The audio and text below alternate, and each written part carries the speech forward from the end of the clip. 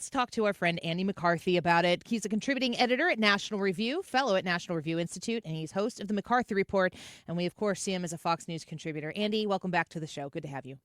Annie, great to be with you. Thank you. When you saw the story kind of develop and Elon Musk sends these emails out and wants people to respond with some bullet points of what they do, a lot of people are saying, I don't work for you, Elon Musk. I don't have to do this. What are your thoughts on the legal ramifications of this endeavor? Well, look, I think it was what they're trying to do, like their overarching goal is a good one. They want to understand what everybody in the federal government, in particular the executive branch. I think part of why this was an overshoot on Musk's part is, not all of the 2.2 million people who work for the federal government work for the executive branch. The president's in charge of the executive branch, but he doesn't have a right to be, nosing around in what's going on with the judiciary and congressional branches. But, the idea that they should know what people are doing and whether these jobs are worthwhile. I think one of the theories that Trump has about executive power, which I agree with, is that while the president doesn't have what we call constitutional impoundment authority, in other words, he can't cancel spending that Congress does outright, he does have the right to run the executive branch. And if he can accomplish what Congress has asked him statutorily to accomplish, but do it with, for less money and resources that Congress has appropriated, he should be able to do that. If they've asked for spending that's against the law for some reason or other, he should be able to, freeze it, review it, and not spend it if he's got a legal defense to spending it. So all those things are good ideas.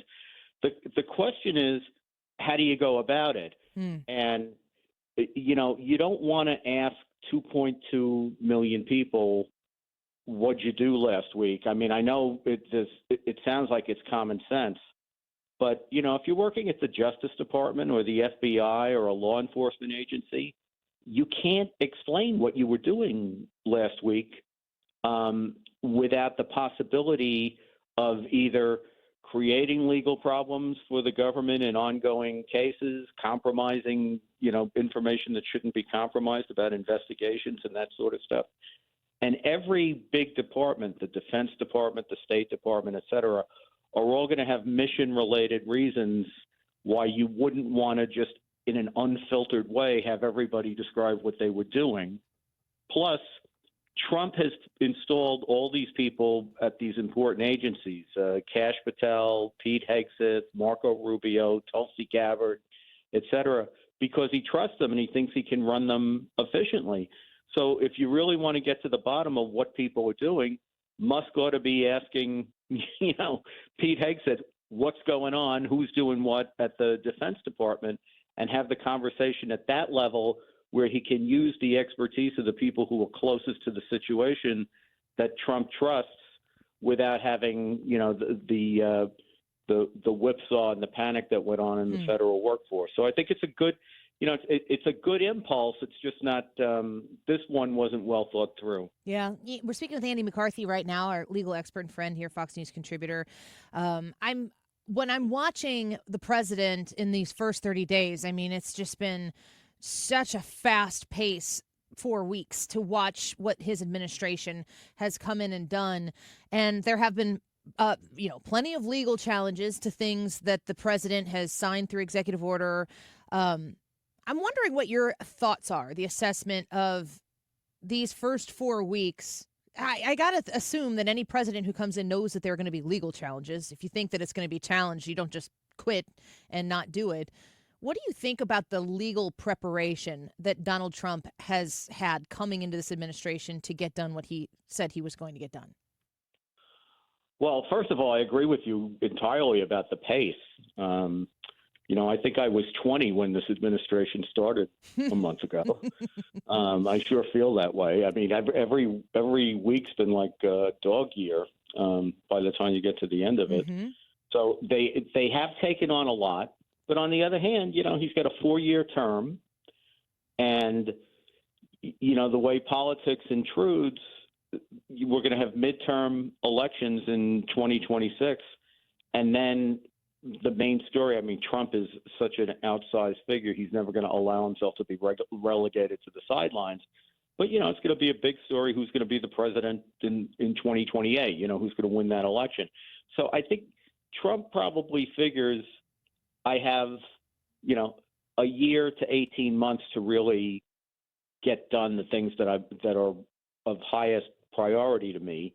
And I think he had the advantage, which is weird to say it because he obviously wanted to win the 2020 election, but he had the advantage of having done the job before. So it's not like he's going to be thrown in not knowing where all the levers are, but having 4 years to think about what he would do the next time to hit the ground running and pursue the things he wants to pursue. And I think that's exactly what they've done. So I get that, you hit the ground running with like 100 executive orders, and he's followed them with more executive orders. And obviously, those are orders that allow the president to organize or reorganize the executive branch and exercise power that he has. So it's good to, especially if you want to make big changes with that, to implement them right away. Some of the stuff is going to be edgy, and where it's edgy, you expect that there are going to be lawsuits, just like, when Biden was president, when Obama was president, there were lots of lawsuits with respect to that too. Obama in particular started this style of governance because he couldn't get anything done in Congress, where he basically said, I have a phone and I have a pen and I'm just going to rock and roll. And a lot of conservative litigants said, well, no, actually you're not, and went to court. So you expect this. And unfortunately, you have a lot of judges who are ideological.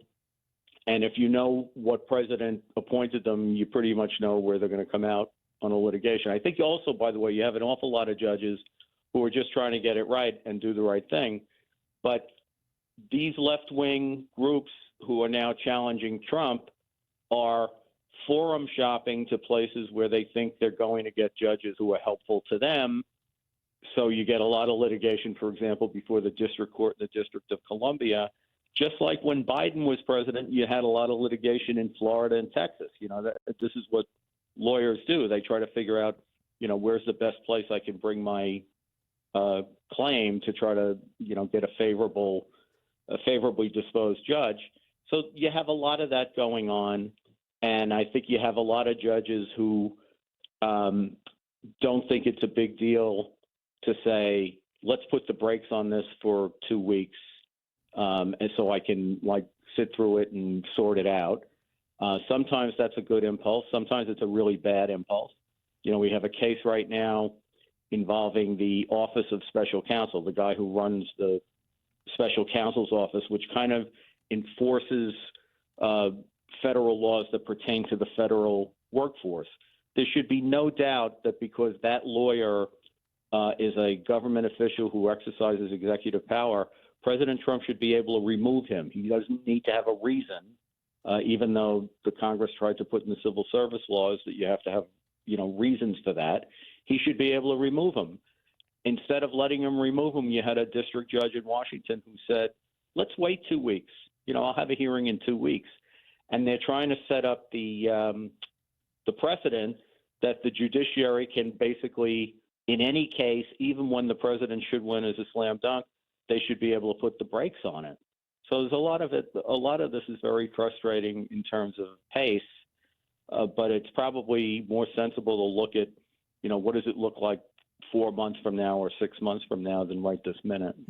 Yeah, it's a lot to take in, and of course you're a legal expert, so I would imagine that getting in the weeds on all of these things for you, it's a necessity. But for us, you just kind of sit here and you stare and you wait for the next thing to happen. It's hard to consume for the non-legal experts out here. So we're grateful for your time. Last question before we let you go. We're speaking with Andy McCarthy.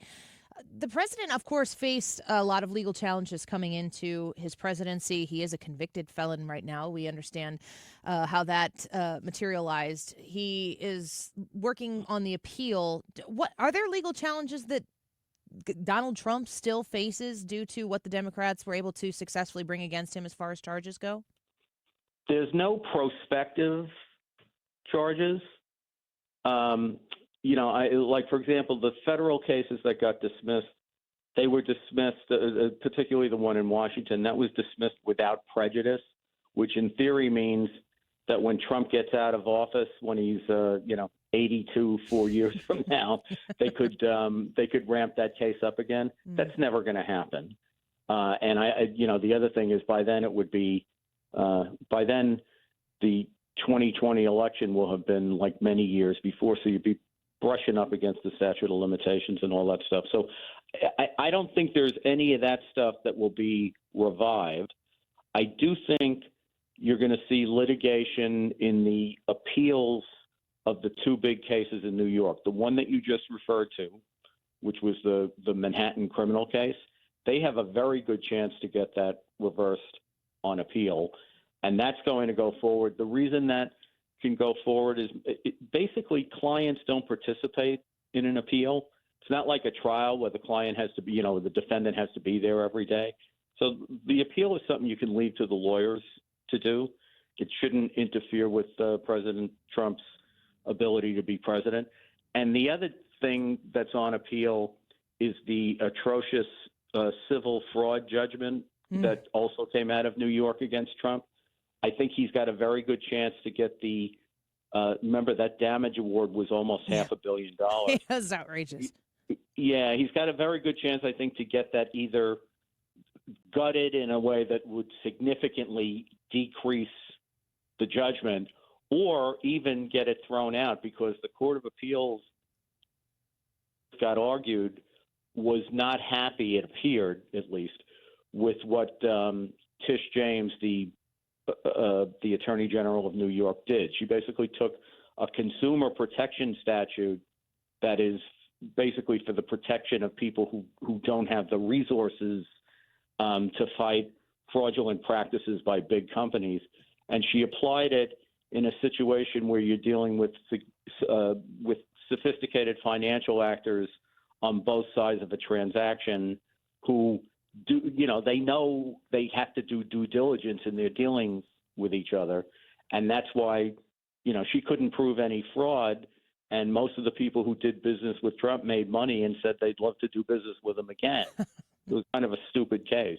Kind of a stupid case. And I quote Andy McCarthy. I love that. I mean, what I hear you saying here, correct me if I'm wrong, that it is possible that every legal challenge that Donald Trump faced charges could either be dropped or he could be exonerated. Yeah, I think that's right. The federal cases, look, I think that the Mar-a-Lago case was the biggest threat to him. And the reason that case never got to trial is because Jack Smith overcharged it, and the classified information issues in it were very complicated. And then, in a really bullheaded move, when Judge Cannon suggested that Jack Smith's appointment was not kosher constitutionally, there was a very easy fix for the Biden Justice Department. They could have just reassigned Smith to work under a confirmed U.S. attorney in Florida, and that would have been the end of the problem. Instead, Garland and Smith decided to fight Judge Cannon on that, and the result was the indictment got dismissed, and there was no way that the appeal was going to be completed by the time of the election, and then Trump won, so the case ended up being dropped. So I think he caught a break on that one, but whether I'm right or wrong about that, the fact is the case is dropped and it's not going to be revived. And none of the other criminal cases against him that were part of the lawfare campaign are going to be revived, except for the Manhattan one that we talked about, and he's got a good chance to beat that on appeal. It's really something. It's been quite a 4 years, even more so than that. Andy McCarthy, we're thankful for your time. We appreciate you being with us here today and look forward to having you back again soon. Thanks so much, Annie. Take care. Bye-bye. Andy McCarthy is a contributing editor at National Review, Fox News contributor, host of The McCarthy Report. Check that out.